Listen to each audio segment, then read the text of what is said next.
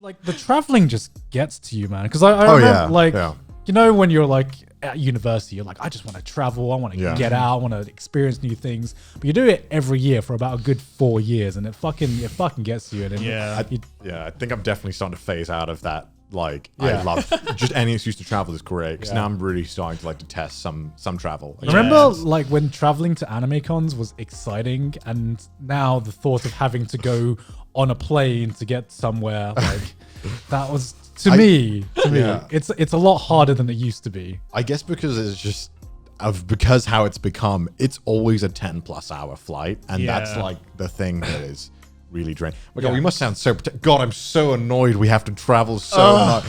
It's I hate it when these cons pay for our travel. Right. But yeah, I mean, you know, I guess it happens, right, when you travel a shit ton. I'm sure anyone who has like parents or family friends who work, their whole business is to travel. It does become draining pretty quick. No, I mean, because it is a job at the end of the day. Because it's people want to travel, but if you've ever had like a office job, which I did for the BBC, and you had to travel to Europe, you have to travel to these places, and it's just hours and hours of traveling for the job, it drains you. No matter where you're traveling to, if you travel there enough, it'll eventually drain you. And there's a massive difference between traveling for pleasure and traveling for business. And I mean, like, it might not seem there's like a huge difference, especially to someone who doesn't travel a lot, but after a while, you're just like, oh man, I have to go on this flight versus, yay, I get to go on this flight. You know? I think the only time I'm like excited for a flight is when like Netflix drops like a whole show that I'm like super hyped for. It's like,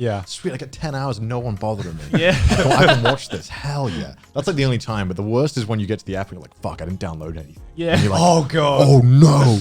I have to pay for shitty Wi-Fi to scroll on Twitter for 12 hours.